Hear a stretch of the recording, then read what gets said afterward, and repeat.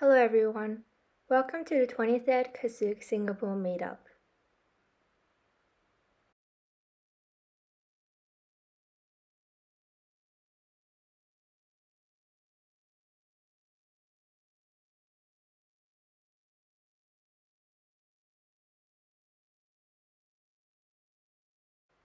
And whether you've been here before or this is your first visit, welcome to Google Developers Space. A warm thank you to Google for allowing us to host this event here and for doing so many times in the past. And we hope to have many more Kubernetes meetups with you in the future. Thank you so much, Lawrence, for arranging this.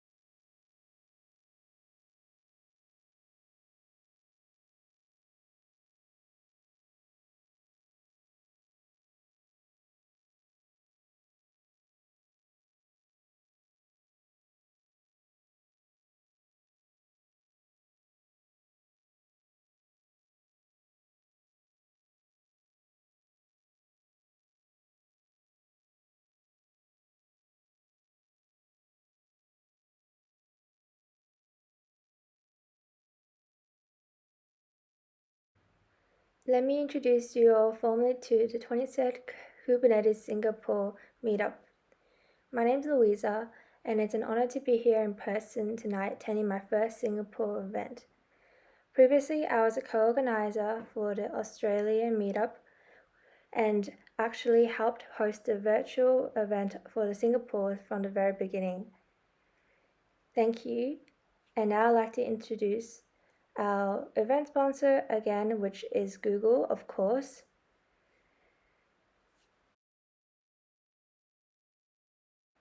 In addition, a big thank you to CloudCasa for also sponsoring us tonight. Not only was a talk from the very own CEO and founder, but also with plenty of swags in form of t-shirts.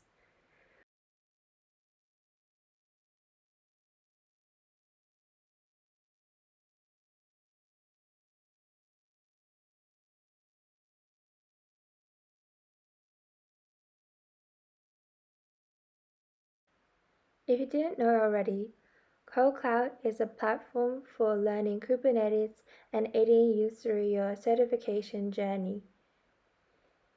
Founded and taught by Mumshad himself, CloudCasa is quite an interactive and useful platform which has helped countless people achieve their certifications for Kubernetes.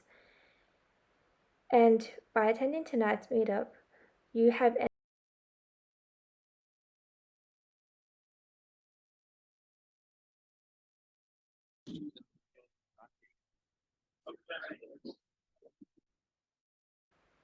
As you can see in the survey taken by Yongkan on his LinkedIn platform, 80% of participants answered that CloudCasa is the go-to learning platform for Kubernetes. And this is not a small sample size either. Almost 500 people of their own will answered CloudCasa is the preferred.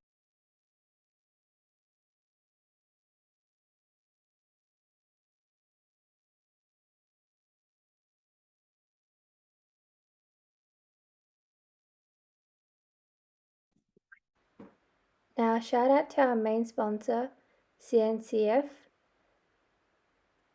and of course Google. Thank you for the food and drinks. And of course CloudCasa by Catalogic as well. Thank you also to JFrog. We value all of our main sponsors and our mission. So since our creation last year in 2022, Kubernetes Global are very passionate about Kubernetes technologies with a mission to accelerate adoption. We're always learning.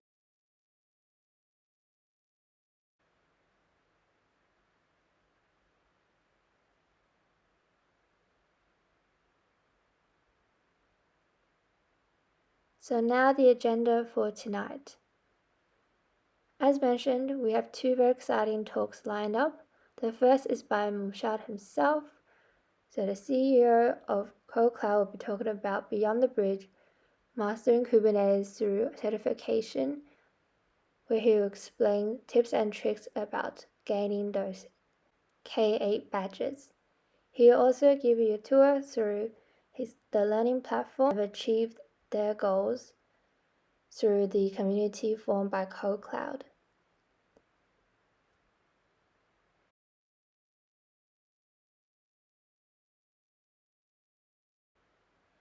Following this, the second topic of this evening will be by Vincent on CDK and Kubernetes, a match made in the cloud, and as a demo.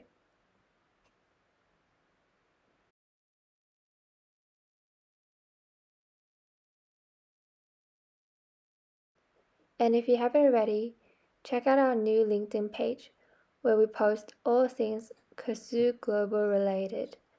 Follow us to hear more about events from not only Singapore, but Australia, Canada, and more groups to come, where we also post about events from related organizations such as the upcoming Cube Day right here in Singapore next Tuesday. So please follow and spread the word. Now, without further ado, let me introduce you all to tonight's first speaker. Is that right? Yeah.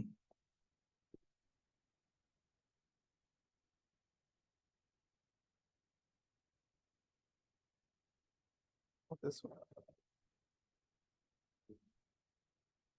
Yeah. Hello. Yep. Hey everyone. Good evening. First of all, thank you so much for that, introduction. That's how you introduce a sponsor. So thank you so much, Ken. And thank you for having me here. Really appreciate the invite. My name is Mannambeth, and just to give you a brief, so I worked as a sysadmin, software developer, now automation engineers for a few years earlier in my career. So before I switched to DevOps and cloud computing. And in 2017, I started teaching through some online courses. Created a couple of courses, so people really liked it, so I kept creating more and more courses. 2019, I quit and started building CloudCloud to create a better learning experience for our students. And that's where we build like hands-on experiences for the courses, release the platform. And since then, for the past 5 years, we've been building the company around training, releasing newer courses. And we're at about 80 people currently. So a small team here in Singapore, about 10 people here. Then we have a larger team in India, a lot of trainers that are based in the US. So fully remote, fully global company. So I'm going to talk today about certs and certifications, and those of you who got your certs, congratulations. And for those of you who haven't, I'm going to share some information about the Kubernetes certifications and how to get started with the learning process. And I'll also share some tips and tricks to crack the certification. And also along the way, we'll talk a little bit about building the community and the learning community around education. So yeah, to start with, why certification? So first of all, it gives you a goal to kind of work towards. So earlier in my career, like the first job that I had was as a customer support rep, supporting storage companies, supporting a storage array, like an EMC storage array in the first company. And as any tech person, I wanted to learn about the next best, storage technology, the new hot thing that was there, and make a move, an internal move.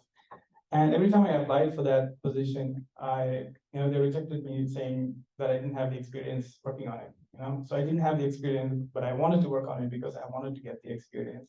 So it was kind of a chicken and egg problem, and I kind of I wanted to prove that I can put in some effort and do the learning by myself.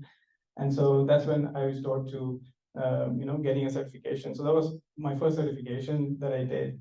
I befriended those who worked in the other project, tried to get information from them as much as I could, prepared for a few months and got the certification. And then once the next time I went back, I was able to say that I was able to validate my skills and say that I did, even though I don't have experience, I did put in the effort to gain the knowledge, and then I should be considered. So that to me is the one of the goals, and it also kind of gives you a structured learning process. So I'm going to share a little bit about how each cert has a specific curriculum associated with it, and how you go about learning and preparing for that.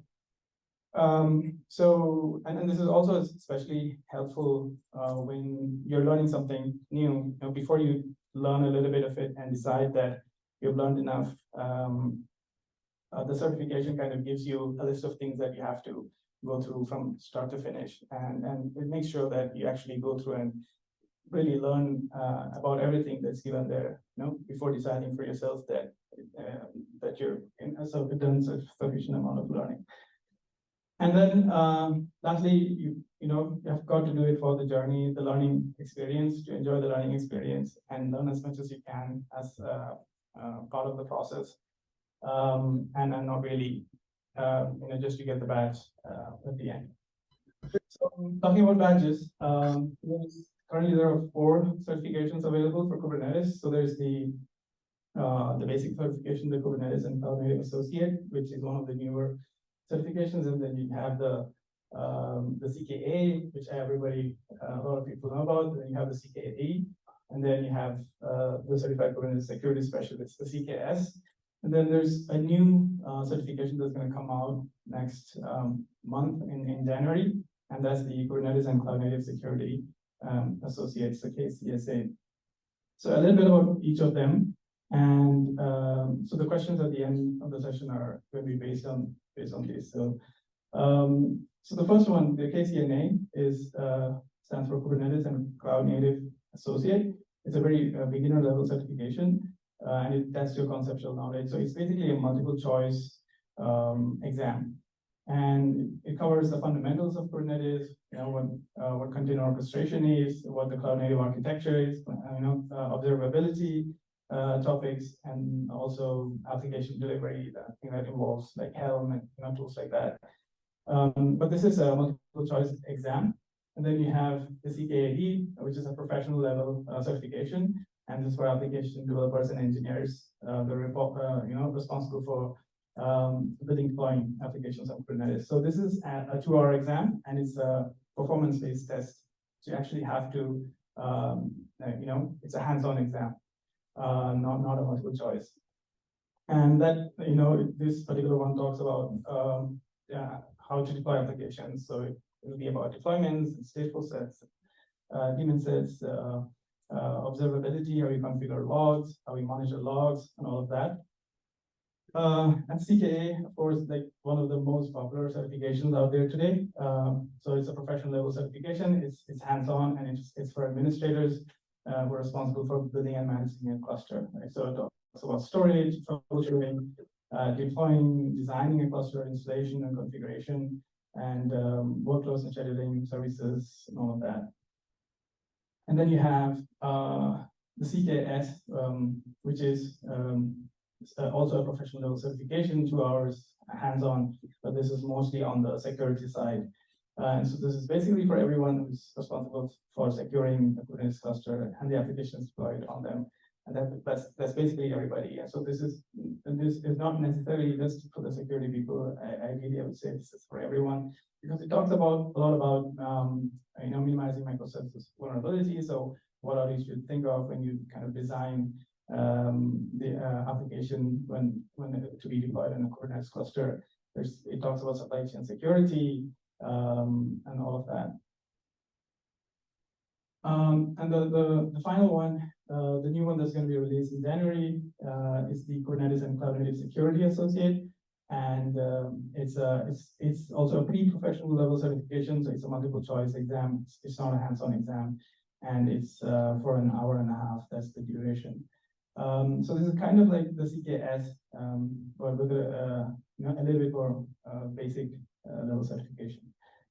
So what sets the Kubernetes certifications apart from the usual certifications is that it's not just a theory cert, it's hands-on. So you have to be able to, spend 2 hours actually working on a terminal, doing things that you're asked to do.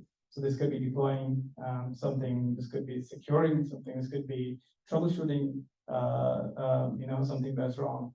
And that's why it's actually hard, and a lot of people actually fail on the first attempt. And that's why they also kind of give you a second attempt to clear the exam. So it's, as you can see, this all of the 3 certifications, CKS, CKA, and CKD, are all hands-on.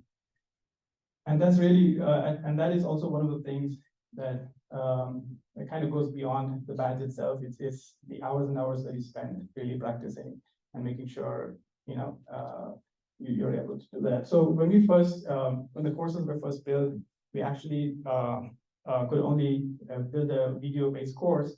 And what we saw was, because it's hard and there's a time, it's time bound. There's a lot of students had no hands-on experience, and so they were missing a lot of foundational knowledge, like just Linux, or how to work with the editor or YAML, stuff like that. So I'll talk about how we kind of solve those problems. But along with the learning platform, what we built was a community, growth communities. So today on our Slack channel, we have about 100,000, over 100,000 students kind of interacting with each other.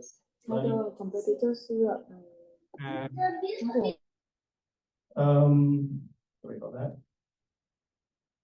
So as you do here, building a community. Similarly, we have some values. So basically, you'll see that it's a very active community. A lot of people asking questions and then others answering them. And one of the things I was really blown away initially when we built the community was how active students were, just helping each other out. And to be honest, I didn't really have to handhold students into helping them. I just realized that people just started helping each other. We also kind of encourage humble brag, so people share their successes, and that really motivates the others into getting their certifications done, and also sharing tips and tricks and solving problems together. And that's what happened. That's also something that happens in the community as well. We also have a set of rules, not to share exam questions and not to ask any specific topic about the exam itself. So we try and build some governance in. And I think one of the most important things with the community is really getting the feedback on what we should do, really, like how we should build the courses. So before we build any course, we kind of send out a survey asking people, what is it that they know, what are the prerequisites that they know? Do you have enough networking prerequisites or security and storage prerequisites? And then kind of based on that, we kind of design the courses using those inputs. And so that's some of the data that we've kind of collected before training courses. So how to get started? So we kind of have very simple streamlined learning paths for those from different backgrounds, like sysadmins and developers. Obviously, we always start with the prerequisites, so understanding the basics of Linux, working with the editor and making sure you understand the basic system requirements.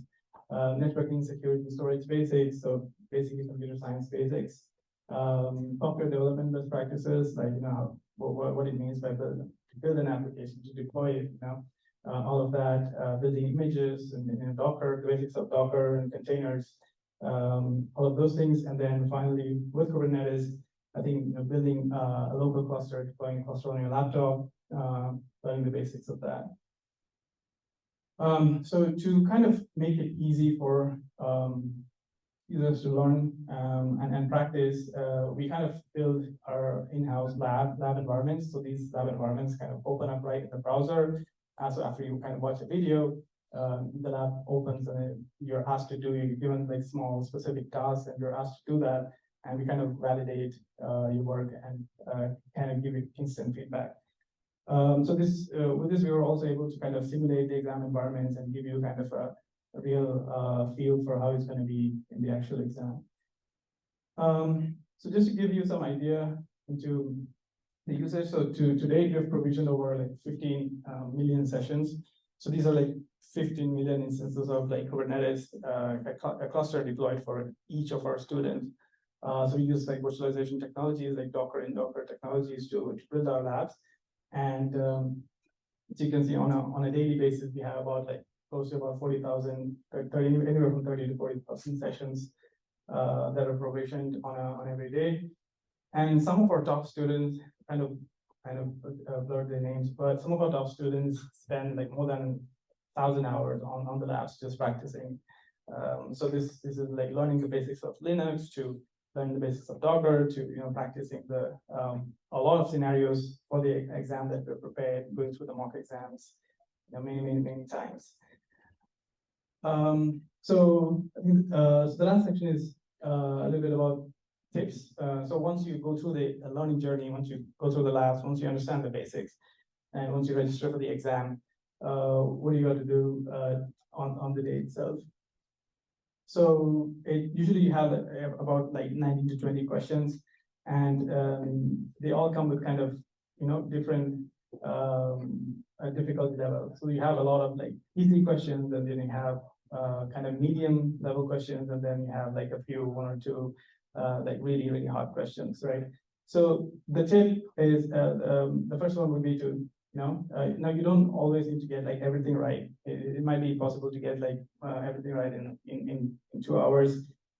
It's very likely that you're going to get stuck on one or two really hard questions. So the first thing would be not to get stuck, and you kind of take on the easy ones first, and then go for the really hard ones at the end. So you just make sure you attempt all the questions. Don't get stuck on any particular question. And you've got to get like really good with YAML, so you're not going to have any IDE or anything. So you have to familiarize yourself with using VI editor, how to do the indentations right in the YAML file. So and you also don't have to be perfect. Like something like that also works. It doesn't have to be like properly aligned. As long as it works and you're able to get the thing done, you should be good.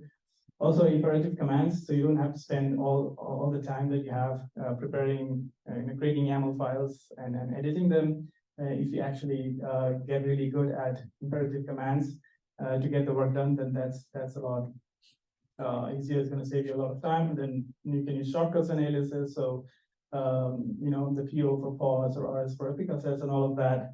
But again, you don't have to spend all the time creating aliases, just a few of them that will really save you seconds and save you minutes at the end. So some of the questions that we get frequently asked are like, sometimes like I was sure I did it right, but I think I got it wrong, like I didn't pass. Sometimes the questions have like names of pods or names of services that are like a little bit tricky. So sometimes like a one could look like an I. So you don't want, and if you create things with the wrong name, then you don't get the points. So you want to make sure you actually copy and paste. And every time, once you complete the work, you have to take time to validate your work immediately after to make sure you actually did it in the expected way, so you don't have any typos or anything. One of the most very common thing we hear is that I ran out of time. So always use like imperative commands to save time instead of having to create YAML files, definition file from the basics. And then another one is that you get kind of stuck troubleshooting a question. So as engineers, it's very you have this urge to like troubleshoot the problem for hours and hours. So you don't really get that luxury during the exam. So you have to time bound yourself. If you get stuck for some time, you have to make sure you skip. You can probably come back to that later. So beyond the certification, so once certified, I think there's like a lot of other tools in the Kubernetes ecosystem that you have to gain familiarity on. So for example, Helm for packaging and deploying applications, Istio, service mesh on the networking side. Then you have Customize, and then also Prometheus on the or Grafana on the observability side. So there's also a new Prometheus certification, PCA. So you should consider those. And just for if you just want to gain more and more hands-on experience, we have a free learning platform called Code Engineer, where you can kind of log in as it's kind of a virtual workplace where you actually get points for where you get tasks assigned, like as you would in a real work environment, to create a pod or a deployment, or deploy an entire application, or to perform a rolling update of an application or rollback or something like that. And every time you complete that, you gain points, and as the more and more points you gain, you kind of unlock like harder and harder tasks. So it's a free tool that you can use to gain more experience.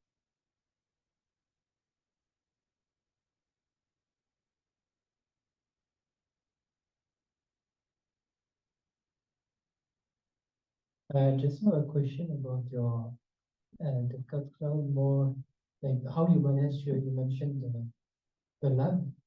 You say you have a lot of sessions. How do you how does it work technically to handle all this new environment? Do you use one cluster in cluster? Or... Yeah, absolutely. So so we actually used kind of pre-existing solutions in the past. Like if you have heard about Katacoda, that's something that we used originally. So the first time we created a course, we didn't really have the team to like build and manage the infrastructure or even the resources. So we used Katacoda, and we kind of just embedded them directly on our site. And we used that for like over a year. I think eventually Katacoda got acquired by O'Reilly, and we realized that we had to build our own. So then we started looking into solutions, and we eventually kind of built our own in-house solution. So it uses like a large cluster underneath. So there's like I think like a 20 node cluster or something, and it's actually hosted all on Google Cloud. So actually we were part of the Google Cloud startup program, and we got a lot of credits. So that actually helped in the early days to host the labs. And then so basically how it works is there's a large cluster, and then we have a group of pods that we deploy as a virtual Kubernetes cluster within an actual Kubernetes cluster. And we provision like thousands of them on these labs. And we actually pre-provision them. And so it takes a little bit of time to get provisioned, 2 to 3 minutes, I think. And we kind of warm up a lot of sessions, and then kind of whenever a user requests, it just assigns them one of these warmed up sessions. So yeah, and over the years we have kind of improved it, made many improvements, and there's like all sorts of security issues that happen, like you're opening up the labs to public, and a lot of time people try to mine crypto on the labs, and so we have all kinds of security measures that we've been putting in. So we try and track those users and try and block them. But yeah. Any other question? Use my mic. Thanks for this talk. What's the process of new courses being like evaluated? Because you mentioned you're always looking like what could be improved on, or what the community feedback, but how do you like get new courses suggested and on the box of media? Yeah. So so today we have like a team that just focuses on the course creation, like this group of trainers. There's a group of PowerPoint designers and video editors who kind of are responsible for producing courses. So I think in 2023 we had like about 30 courses that we released, and we plan to have about 50 courses the next year. And we start by looking at, we have like a board where people can go and vote on what courses they want to create. So that's the first thing that we do. So we ask our students, like, what do they want to learn next? Like, what is it that they would like to see improved? And then from there, we kind of pick the courses, and we find trainers, and we have this process of course creation. We come up with the curriculum, get it reviewed, and this whole course creation process. Then there's the lab team that get involved, and they kind of create the labs around the course, and then kind of tie it all together. But ultimately, and then there's also updates that happen. So if you're creating 50 courses, then you probably have to update 15 old courses. So there's that. So I just finished updating the CKA course just last week. So we're gonna have an updated version that's going to be released pretty soon. But yeah, I mean, one of the challenges really with Kubernetes is it's just so evolving so fast that like every quarter you have to keep it up to date. It gets out of date pretty quickly. Any other question?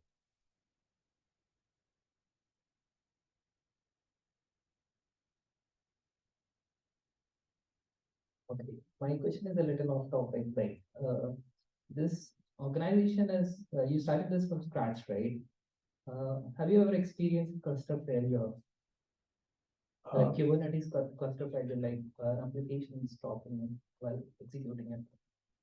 I mean, you mean on labs or? Yeah. So At start while you yeah. started the organization. Yeah. I mean, we've always had challenges, throughout. Like our labs go down from time to time, and but our users have been very supportive in understanding that. But we usually, try and get it back as soon as possible. So even with the older setup that we had, like Katakoda, it used to like go down, and we'd have to, write to the owner and try and get it back up. But once we built our own cluster, we realized that all the problems that comes with managing it. So just from the clusters, the virtual clusters just going down because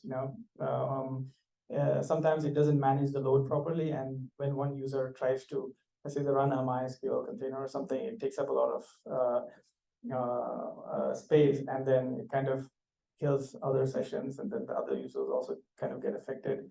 So that happens, and at times, as I said, because of the crypto mining issues, like sometimes a server can get like really overloaded, and then it starts killing all the sessions.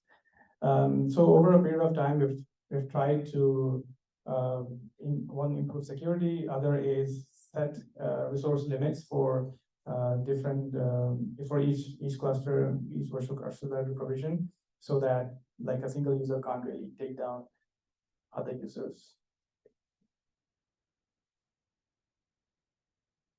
Awesome. Last question. We want to move on to the next topic. Mumshad will be here until the end. Yeah, if you guys have any other questions, towards the end, we got more time. Should I wait? Should I be waiting? It's alright. If it's a quick question, yeah. Yeah. So you mentioned Prometheus just now. And you mentioned another certification. Which certification would be best for observability? So at the moment, I think for observability, there's only one, which is Prometheus. So because there's only one, that's the best. I think there are other certifications planned, I think for Grafana, but I'm not sure if it's out yet. Yeah, I think the Prometheus one is called PCA. PCA, Yeah, PCA.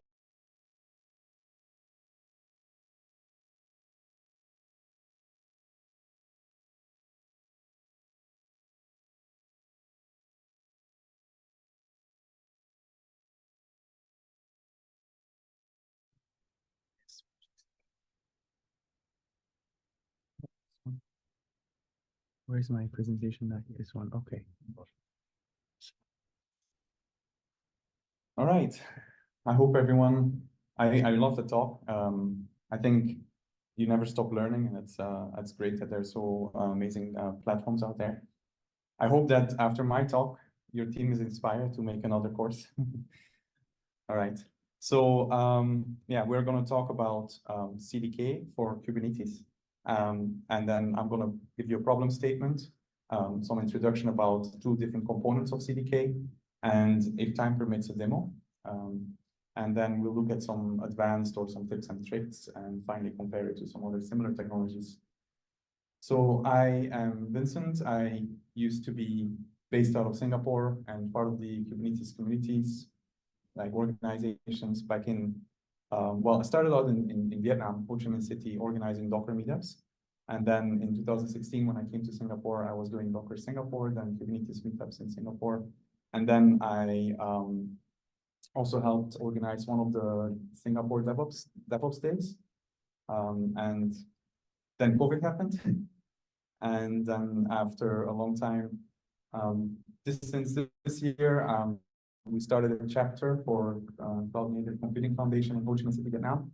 So if any one of you want to come to Vietnam, well, I'm not going to pay you for your ticket, but if you are in Vietnam and you want to do a talk on the CNCF Slack, reach out to the Vietnamese channel and let us know, and we'll definitely make that happen. Yeah, I love Kubernetes, of course, and also Terraform, although maybe I'm falling a little bit in love with CDK now.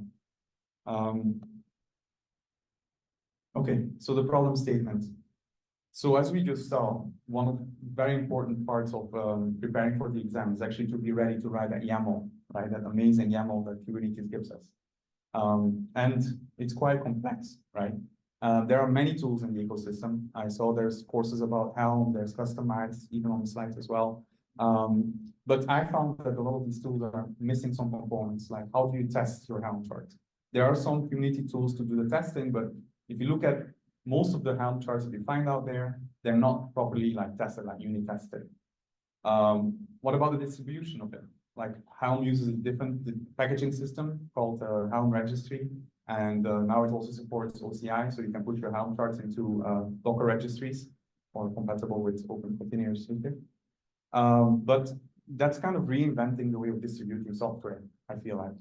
Also, in terms of extensibility and customization, like if you take a Helm chart, you usually only can modify what that Helm chart exposes to you. It exposes a values file, and you can modify those components of it.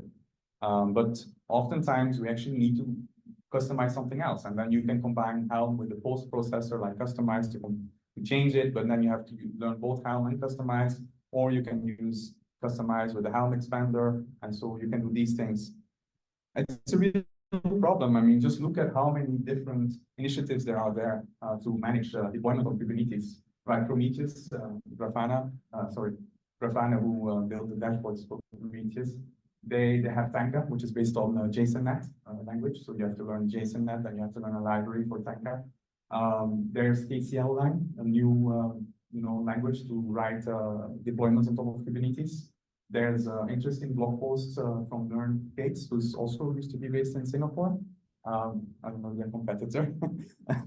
But they did a blog post about writing your Kubernetes deployments with QLang, which is like a logical language, like to allow you to. Actually, I don't know much about QLang, but it's a very exciting language. And there's some examples using DAO. There's kubevela, which they define the whole open application model that you have to learn the framework for. And so the list goes on and on. Like every year, there's another framework or a way to deploy on top of Kubernetes. So that's one more. Okay, I'm adding one more. This is basically coming out of the CDK ecosystem. So earlier, when my talk was announced, there was a show of hands, like who knows CDK or heard of CDK? Okay, a few people, right? Who knows Terraform? Okay, a lot more people. All right, it says a lot. So in that ecosystem of CDK, there is some other component called CDK for Kubernetes. It's from the same team, a lot of the same people behind the cloud development kit. And I find there are some interesting concepts there that I think solve a lot of the problems that I mentioned earlier. So it is a way of defining your Kubernetes applications and reusable abstractions using familiar programming languages. So that means you can use your rich object-oriented APIs, you can create abstractions, you can interact with them using methods, and we will see a little bit of the possibilities that opens. What happens is after you build your application, you then synthesize it back down to Kubernetes YAML manifest. So all of your tooling that you may have related to validation of the manifest, and you can use GitOps. You can integrate it in your tool chain. So it's just one piece of the puzzle.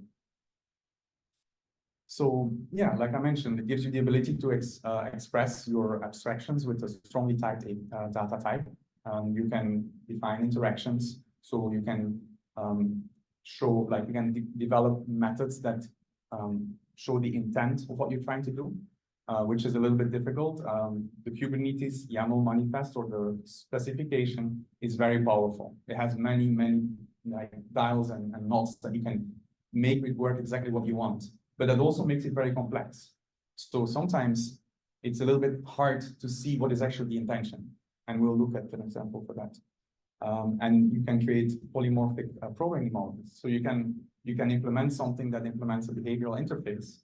And so you can then just use that interface to interact with that object. So you can build a real framework. And that's what's the authors of CDKs built with the second library called CDKs Plus. So then, and that's what I talked about earlier about packaging and sharing, right? With CDKs and using a standard programming language ecosystem such as Golang or .NET or Java, you get an ecosystem of packaging that application with JavaScript with NPM, or with .NET with NuGet, or with Java with Maven. So you have a whole existing system there. It's not like niche, purely developed for Helm or similar. So it's already there. And you also get a whole testing framework. Like I mentioned earlier, if you're working with Helm charts, you need to have some special type of testing framework built specially for testing Helm, which is usually a lot of bash. But actually, if you're using CDKs and you use TypeScript, you can just use Jest. You can do snapshot testing, you can do assertions, everything that you have with your software development. So this really takes you from being an ops-oriented team to being engineers building libraries and frameworks to deploy on top of Kubernetes. And finally, I find this is very important. A lot of these tooling, like even Terraform with the Terraform registry, they reinvent the version system. They all use sampler, but how do you specify constraints? Is it a strict pin, or do you accept minor version updates or patch versions only? So you must be able to specify a constraint and automatically adopt the new versions. So I think there is a lot of work that exists in package management that you can also all reuse when you start adopting the technology like CDKs. Okay, I actually didn't read time, so I need to pay attention because I'm talking a lot and I'm not even in many slides. So I'm going to go quickly over these base concepts. So first, there's the concept of a construct, and we'll look at apps, charts, and API objects. So constructs, that's a very foundational concept within Cloud Development Kit.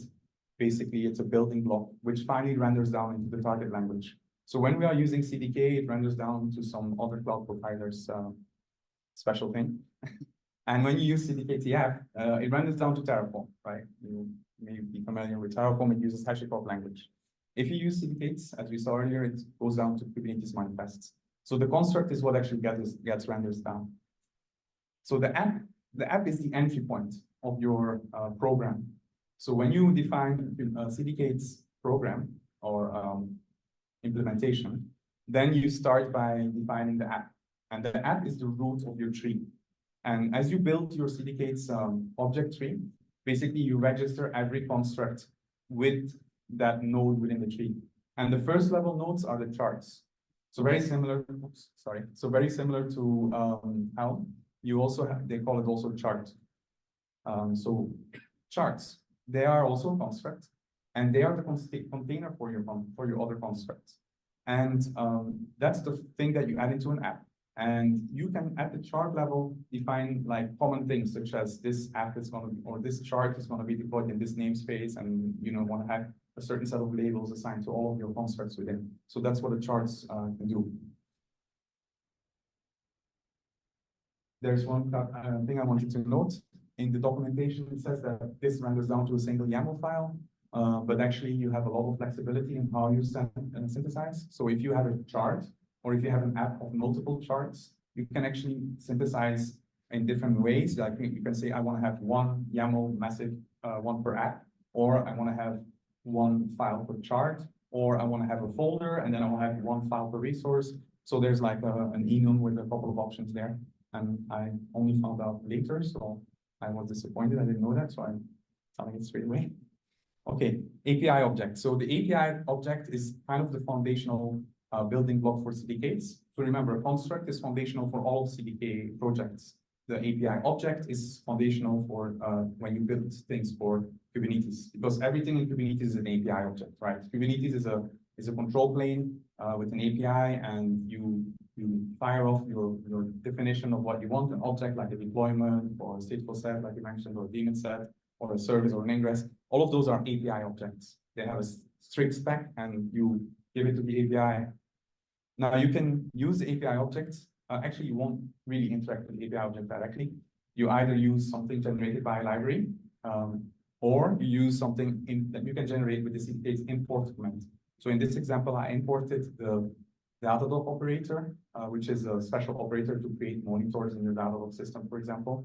With the Datadog operator, you have a special custom resource definition, and you can generate a TypeScript interface from that, and then you just create like a class, and then you get all of the properties strongly typed. And what that means, I'll show that here, okay?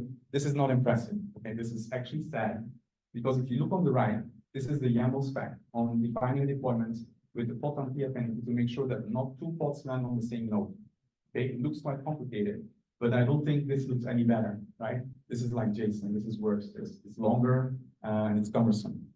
The only thing that we do get here is if I miss a keyword, like I forgot that topology key was required, I do get a compile time error because this is strongly typed, right? If you want to get this type of feedback on a YAML file, you need a special like IDE plugin that can understand your Kubernetes API objects.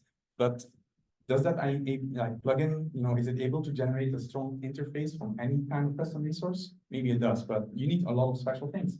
While if you do this, you're already having a TypeScript interface. So you already get this strong validation and compile time warnings if you're making a mistake, if you're making a typo, anything like that. Indentation, not an issue, right?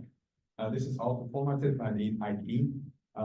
That one, if you put a few spaces wrong, it doesn't matter for a lot of cases, but in some cases, it actually does make a big difference. So YAML is quite hard to write. So this is not much better, but a little bit better. Okay, so next. Introduction to CDKs Plus.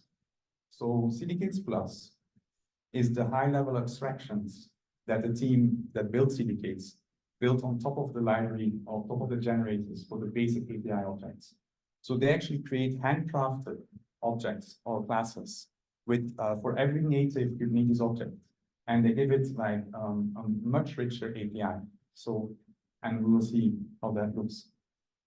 So if you look at the previous example, right, when I'm writing this, I get the IntelliSense that this is a TypeScript interface that requires a node affinity of type, a property of a special type, and I get some IntelliSense, right? This is how it looks when you use K+, right? You have this object called deployment. Oh, sorry. Okay, so on this side here, the object name is now called deployment. Up there, it's called cube deployment, which is like a more native Kubernetes deployment API object. And this is the high level class that they provide for you. And in this case, I don't have to specify the metadata and templates and all that. Or the way the containers are specified within the spec. I can just straight up specify an array of containers, and everything else takes the Kubernetes defaults, like when you do kubectl create. So you just have to specify the containers, And now, if I want to do an anti-affinity rule between pods so they don't belong to the same node, there's actually on the deployment a namespace for scheduling, and I can choose like, do you want to spread? Do you want to separate? This is my intention. Okay, I don't have to learn like when I specify a pod anti-affinity that I have to have a topology key on the node. I can just say spread it. Very, very expressive. That's what I want. Okay, so I think this is already a big plus. Plus and con. Because if you spend thousands of hours to learn the Kubernetes API, and then you need to now learn a different one, then you get frustrated. When I started learning this, I was very frustrated. How do I do a pod anti-affinity? Maybe I didn't read the documentations properly, but it took me a while to figure this out. But yeah, that's why we need some courses. Okay. All right, next. So the second thing that we also get here is that we are pretty much decoupled from the underlying Kubernetes API objects. So if you work with Kubernetes for a while, you know that when we move from version 1.22 to version 1.23, or somewhere around that, I didn't really validate this, but at some point they deprecated some beta APIs, and you were forced to upgrade to the new stable V2 API. I mean, they deprecated a few versions ago, but you didn't notice. And then when you try to upgrade, when you apply, you get an error. And now you need to figure out like, how do I define the autoscaler with V2? There's a different spec, like I need to specify the stabilization window. There's a couple of different things, and I need to worry about that. If I use K8SUG, I don't need to worry about that. This is all taken care of me because they have automatically upgraded for you under the hood, and you're just using the same intention that you want. You want to autoscaler, right? Same thing with ingress. When the V1 beta 1 was deprecated and the V1 stable was required in 1.22, a lot of clusters, when people wanted to upgrade, they had a lot of trouble. This is what CDK Plus helped you with as well. And I linked some blog, but also a video, how to simplify K8 upgrades with CDK Plus. Okay, I'm not sure how I'm doing on time. I have time? You're making me do a demo?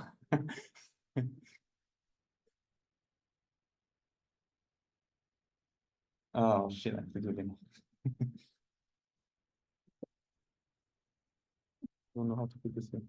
Okay, one-handed demo.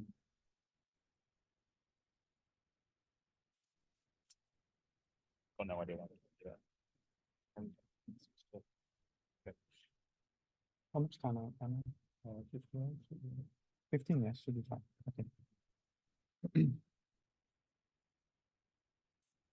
Okay, so this is a chart definition with using CDK Plus.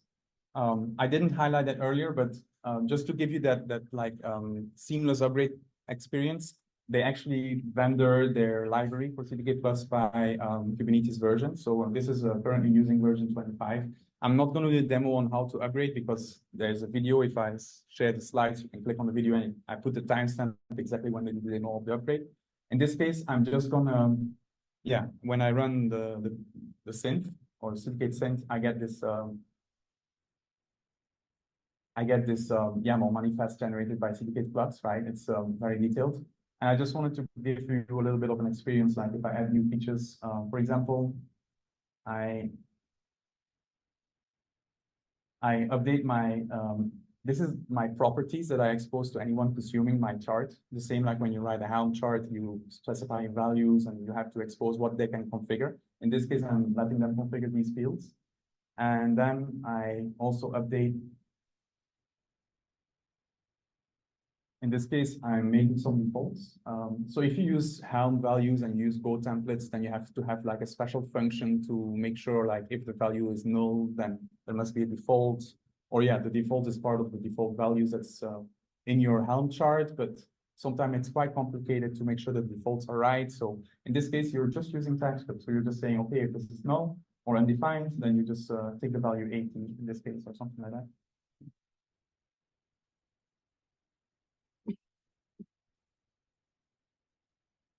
This is just like intention, adding an annotation for my Datadog monitoring, adding additional text, and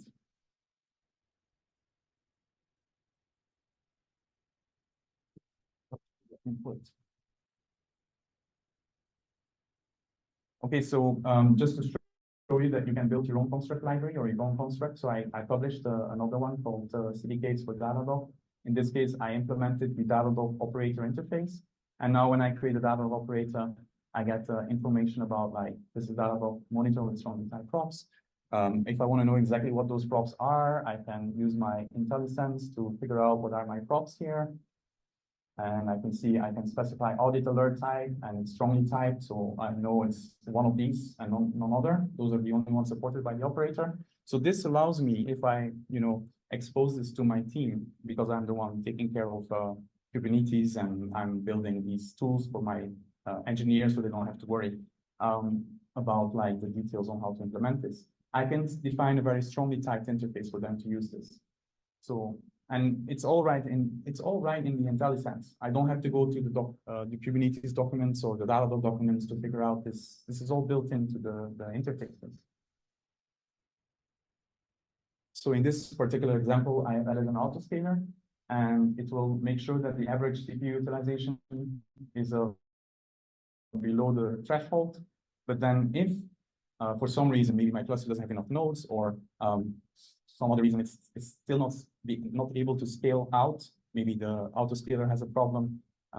If that autoscaling threshold, actually my monitor threshold is exceeded the autoscaling threshold by 10% for more than 5 minutes. So in the last 5 minutes, if that's not resolving the CPU, then I want to alert, right? I want to make sure that I get that alert before it becomes a problem. So in this case, yeah, if I synthesize this now. Sorry? I didn't save it. Thank you. And also, I didn't save the app. I need to open the app. Yeah, I need to change this also. Come on. I should look at my screen. Yeah, it's much easier. Why am I breaking my neck?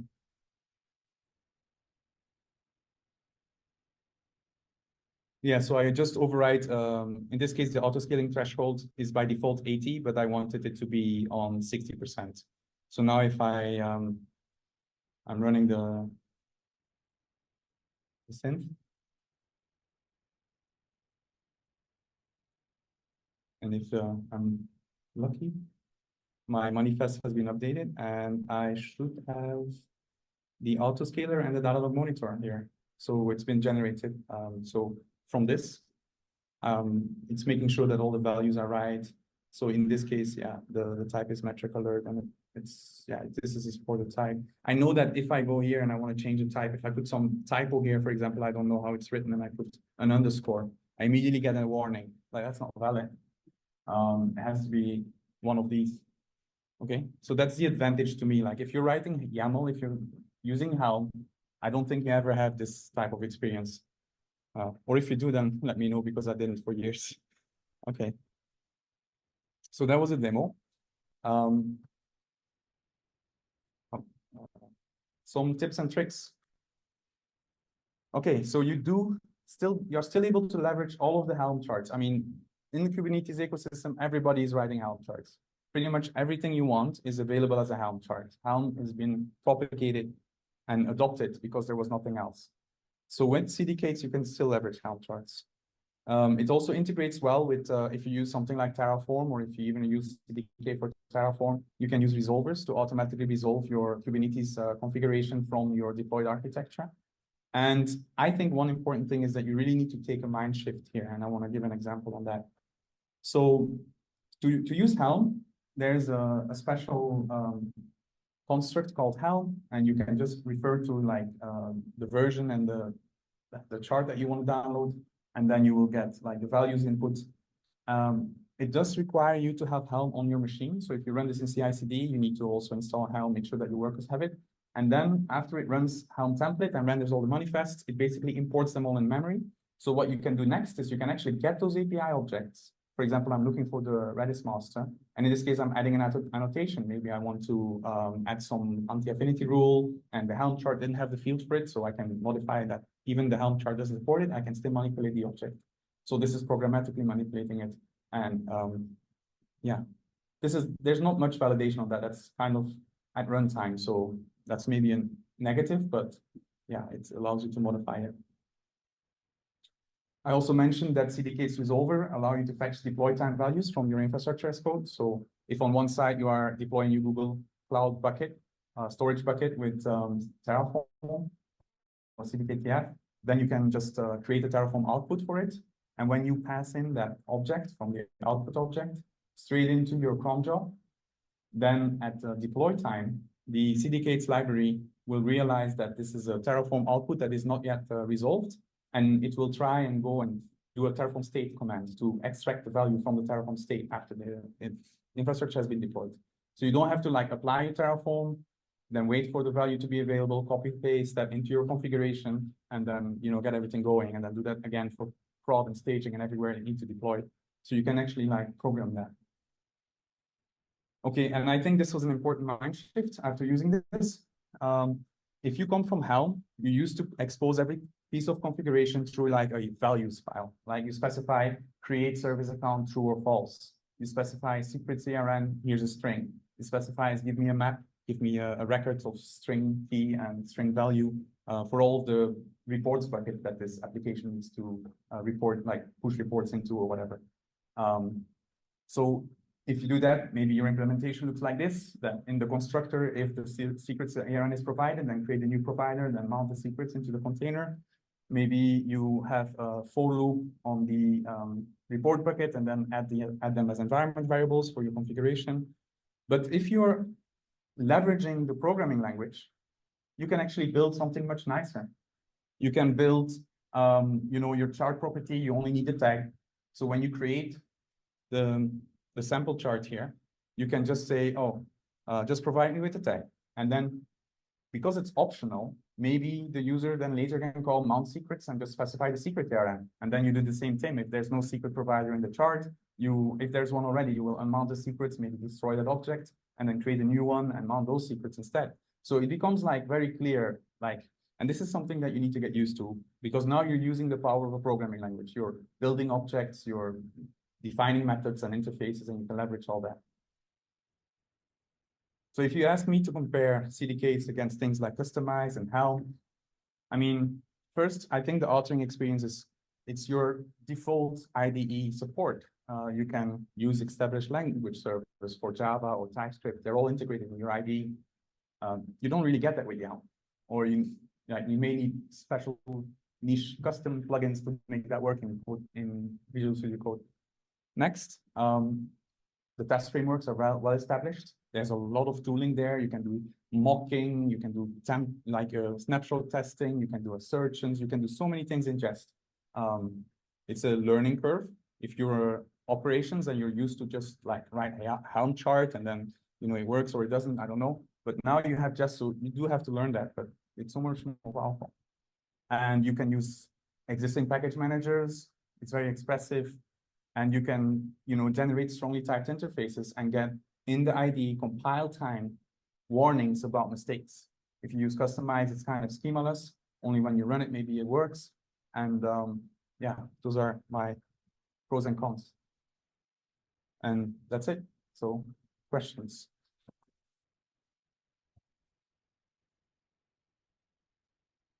No time for questions. Yeah, thanks, Vincent. A very informative session. So we probably got time for 2 questions. So anyone has any question? What programming? Okay, good question. What programming languages are supported? So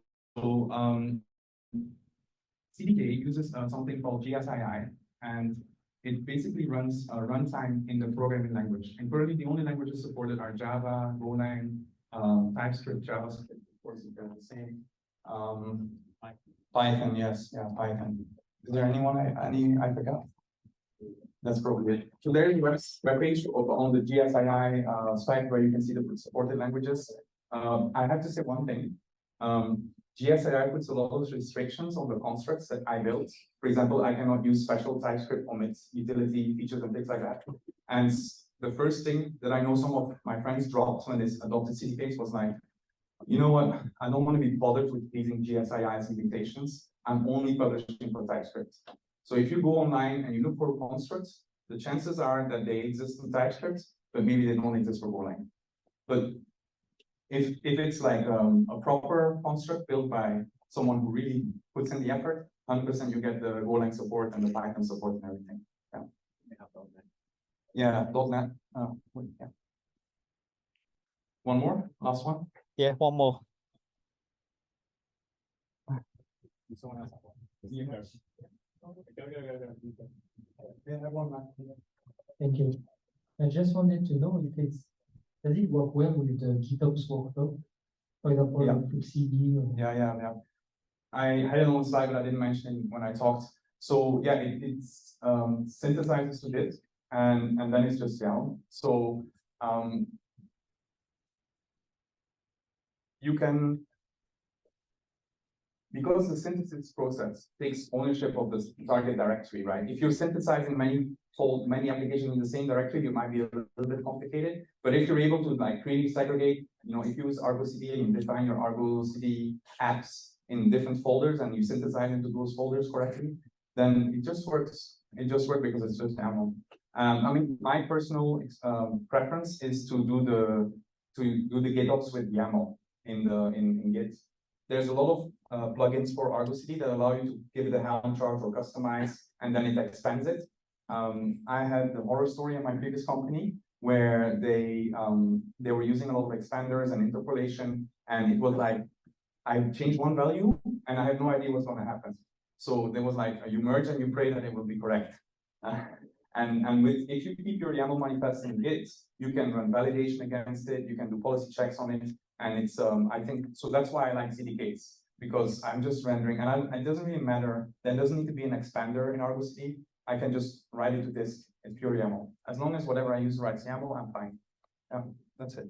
Awesome. Okay. Thanks, Vincent.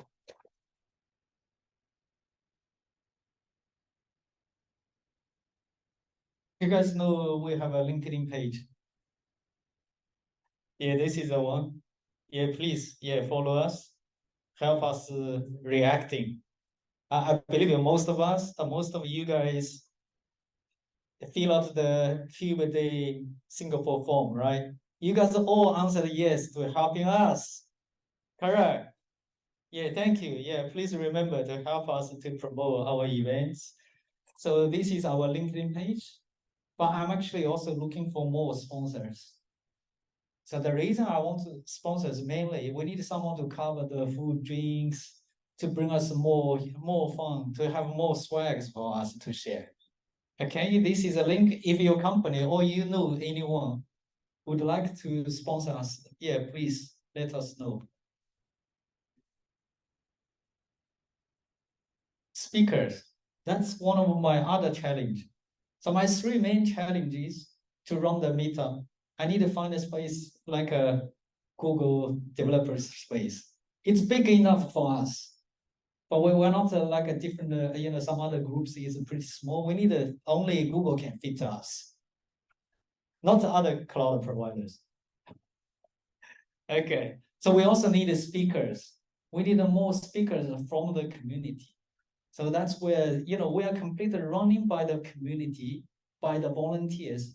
We don't want to, the vendors to join us every time to speak. We need more people from the community to do some best real world sharing. Okay, just to share a little bit of upcoming events. The first one, December 12th. That's a very exciting one. I don't know if you guys hold up with Kubernetes Singapore. Most likely you never hold it because it's the first time we're going to run in Singapore. So the Kubernetes, it's like a mini KubeCon. So for the KubeCon last month, so I was there. It's like a 5-day or 4 days event, but only 3 major countries are running. North America, that's in United States, plus Europe, plus China. But for the rest of the countries, so CNCF bring to the Kubernetes. So tomorrow we're going to have a Kubernetes India in Bangalore.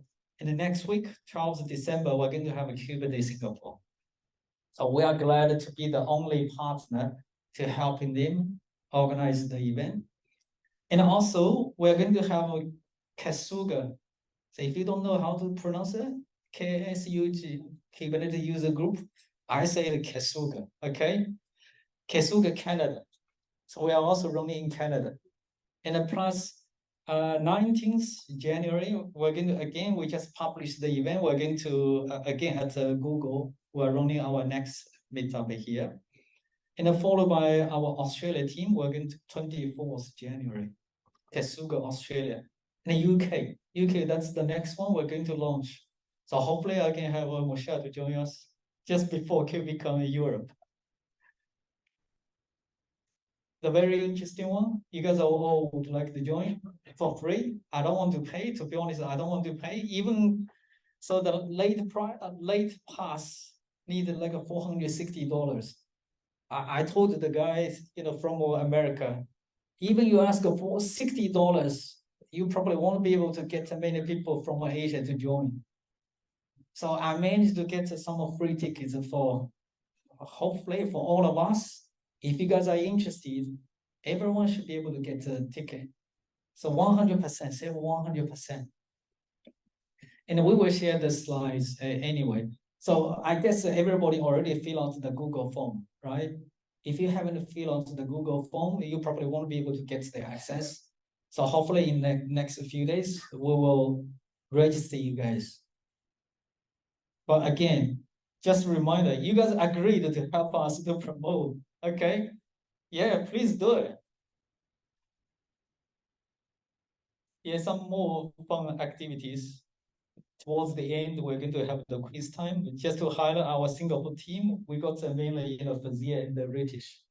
But I only come here from time to time. And also, we have our volunteers. So we do have Siva and Ram here. Luisa did the introduction earlier. But we are looking for more volunteers. We're not just looking for volunteers, we're actually looking for someone really. We need active volunteers.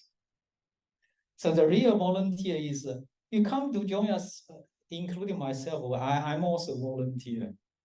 Okay, I'm not expecting anything. If someone joins us as a volunteer from the beginning, say, oh, I want to get something. No, okay, that's not the right way being a volunteer. So you come join us, you're not expecting anything, but you might get some surprise. Okay, so for example, I'll give you some example. For example, the Code Cloud access, yeah, again, I need to thank Code Cloud. Give us, we are the first one, I'm the volunteer, I'm the organizer, and all of my volunteers, we get the first access to the Code Cloud. So again, thanks, Mumshad and his team to support us. We do encourage more and more people to join us to help us. We are looking for more, feedbacks for us to improve. Yeah, please, scan the QR code to provide us more feedback. It might take just a few seconds to complete the feedback form.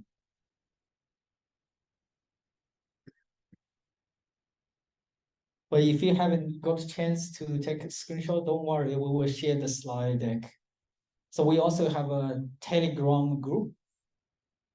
So that's where we are going to use the Telegram group to share the slides, to announce the event. If you haven't joined, yeah, feel free to join.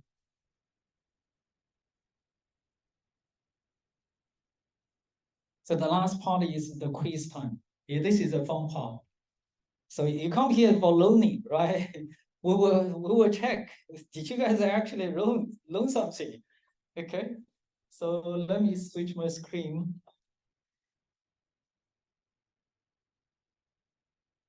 So by the way, we are also, very much appreciate this company. It's called Comfort Hub.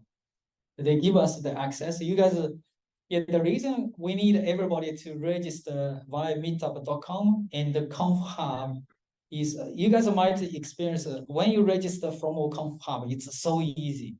The experience is very good. Also allow us to do the checking. We understand how many people are actually coming in. And also we have the fun part, quiz time. Yeah, thanks, Comfort Hub. So let's start the quiz.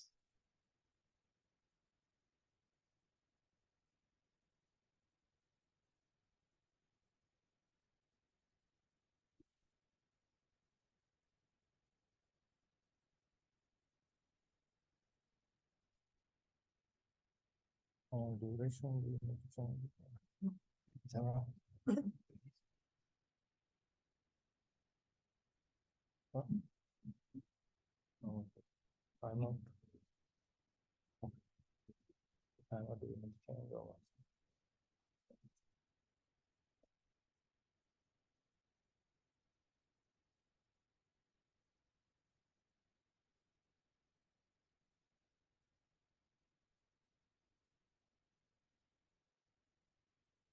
You guys managed to join? Hmm? If you are already using Conf Hub, you should already have the, otherwise you need to register. But technically, probably, I don't remember. You don't have to sign. Yeah, give it a try. Yeah, so it will be more smooth if you already register using Conf Hub, you already logged in, so it will be easier. No, I can change the setting. Yeah, looks like we already have 19 people joining us.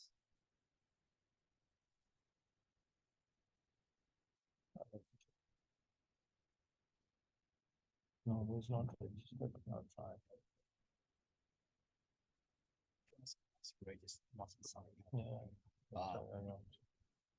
Yeah, we actually we do need you to sign. Sorry, yeah, you need to register. But next time it will be easier.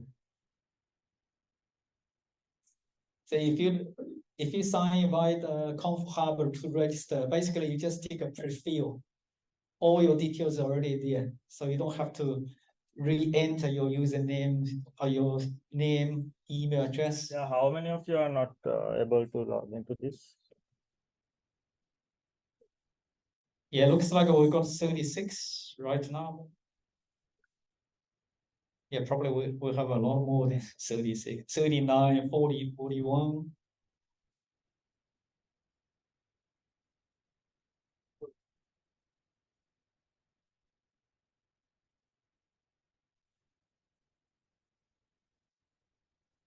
Yeah, let's give it a few more minutes.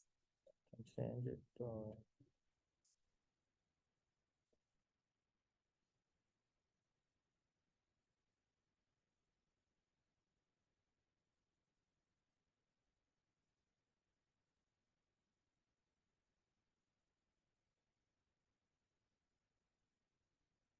If you never played this one, did I mention earlier?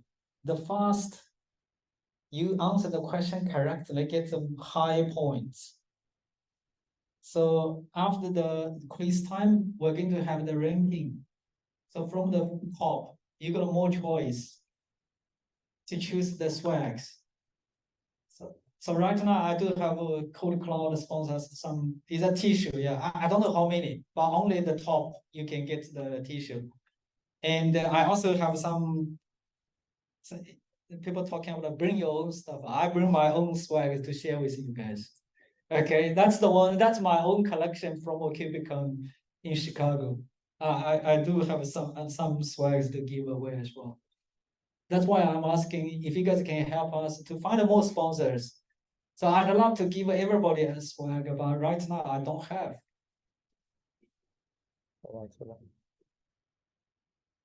So we will have 63 people join us right now. Is there anyone I still try to log in? Yeah, we'll probably give a few more seconds. But don't just go away. You guys agree to help, right? Towards the end, after this finish, we will take a group photo, okay? So I really appreciate you guys can help us to grow. And also, we're also going to give away some stickers. I don't know if you guys like the stickers. I love to have some stickers on my laptop. So Kubernetes one is my favorite. So I do have some Kubernetes stickers as well. Yeah, let's probably give like 2 more minutes. We will get started. Yeah, I made guest mode enable whoever not able to register confirm. Next time, just please make sure you register. So whoever not able to register earlier, just try scan it again. I think should be able to. That's good.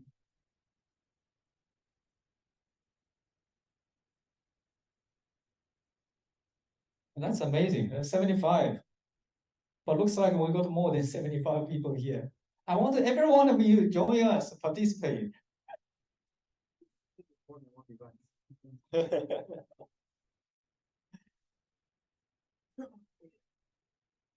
Awesome. We're going to 83 now. Yeah, one more minute. We're going to start a question.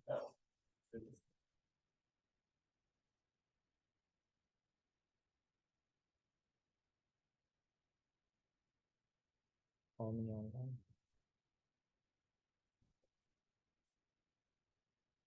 Yeah, that's right.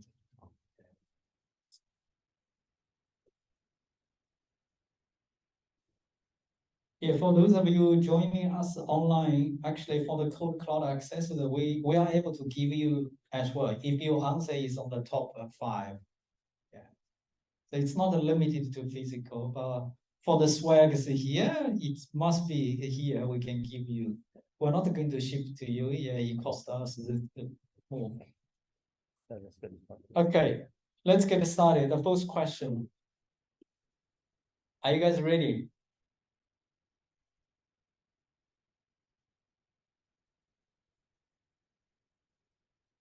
It's a pretty easy one, right? Which of the following certification is not a hands-on exam?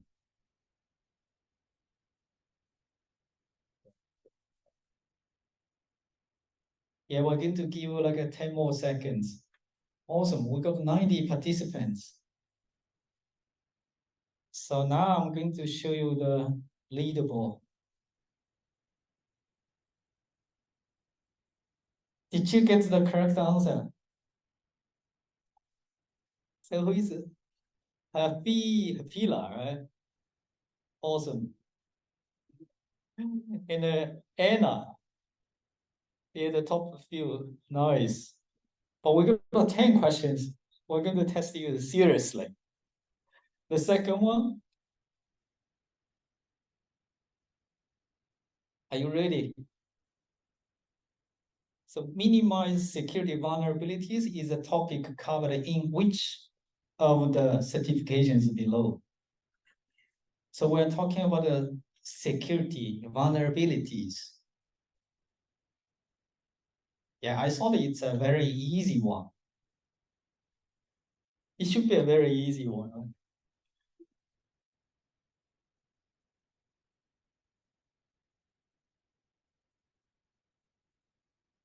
Oh, yeah, pretty good. 89% answered correctly. But again, you need to be fast. You need to respond fast to be able to on the top of the leaderboard. Next one.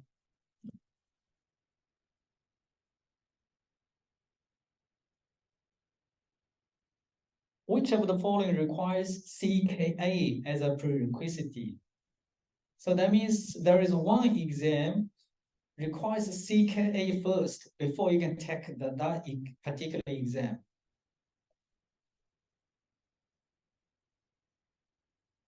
It can't be CKA, okay?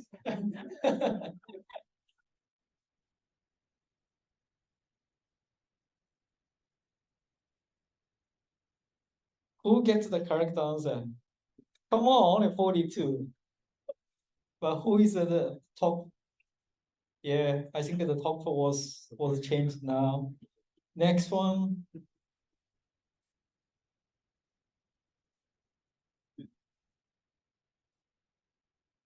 What is the full form of KCNA? KCNA. This one is actually not that easy. It's a pretty confusing.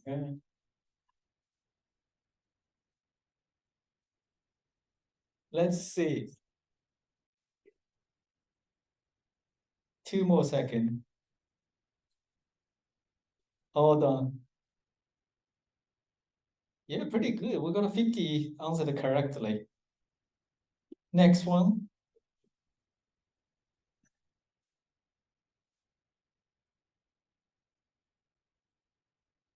What is the best platform to start Kubernetes journey and ace your Kubernetes certifications?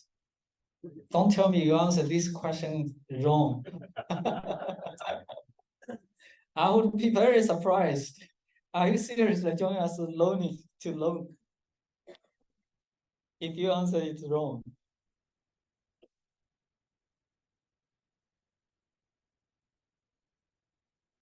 Let's see. Come on. There's quite a few answers incorrect. But that's very good. 92% already answered correctly. Let's see what's coming next.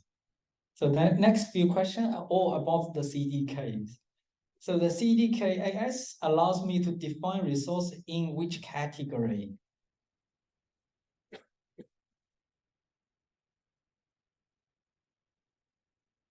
It's a tough question.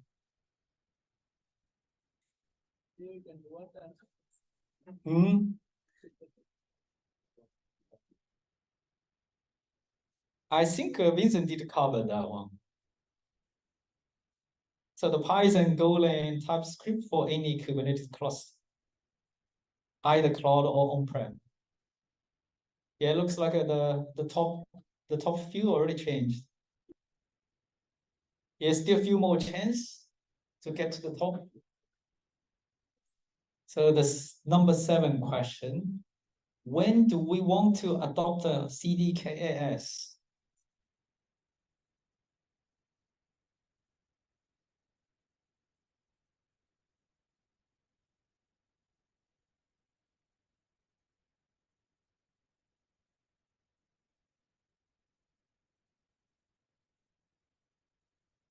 Is this an easy one?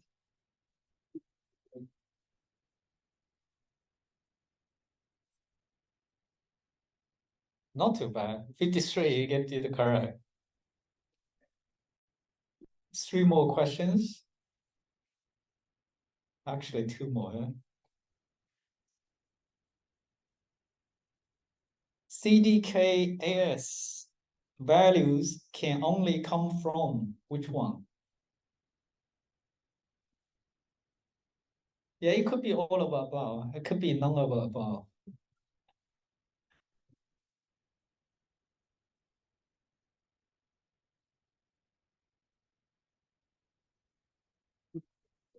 Few more seconds.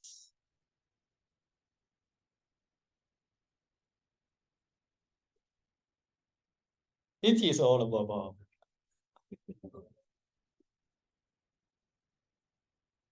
The question number 9. To redistribute my CDKS applications. Yeah, there are 6 options. Let's see which one is correct.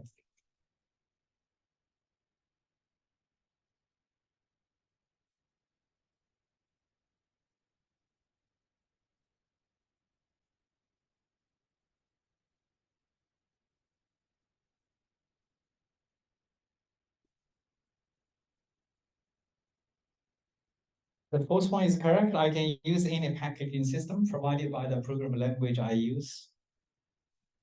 Yeah, looks like the top few already changed again. I think that's last chance. But if you answer very fast correct, you might get to the top straight away. So CDKS plus is, so basically you ask you how to describe the CDKS.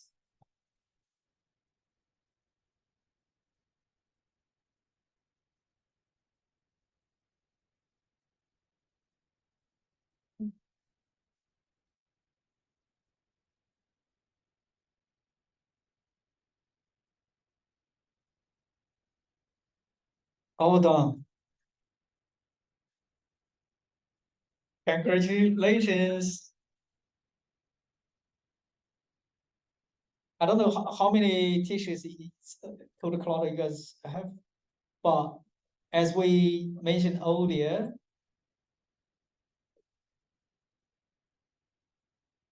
only the top you can get the. So first of all, do you guys want the code cloud access?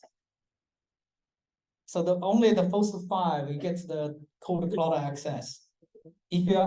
If you did not fill out the full name, I need you guys to contact me to provide us the full name and the email address. After this, print the contract. We can quit this one. Not readable. There's then five people, right? 5. Yeah, the top 5, There's then you will get the code cloud access. also the details. We have like 10 tickets. You get 10, yeah. Yeah. Okay. So you can call them like one by one. So what I'm going to suggest is, so for the first one, who is the first one? Is it Dine or Dean? Danish? Okay. Yeah, come over. If you don't mind it, yeah, let's have a photo with you know, photo cloud founder. So what size do you want? That like that. Yeah. That. Thank you very much. Let's have a photo. Okay, photo time. Come over here.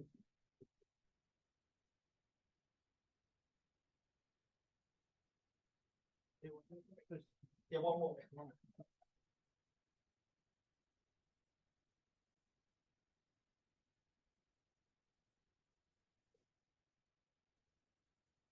Thank you so much. The next one, Adit. So again, if you guys don't mind, yeah, we will post and tag you. And if you like, yeah, feel free to just write your own LinkedIn post to help out.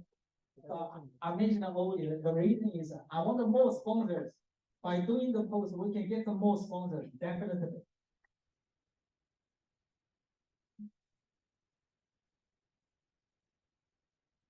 The next one, a whole life. Oh, I know the guy from over here.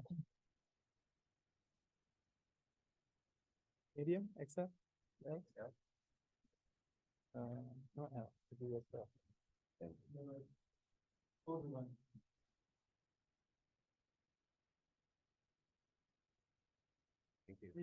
Thank you. Our next winner, Davey H.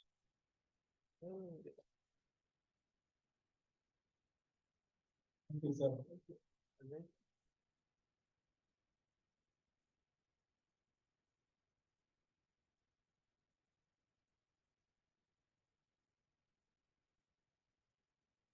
Next winner, Sylvie. Awesome. Congratulations.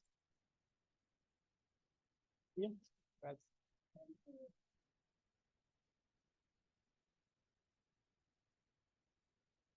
Another one.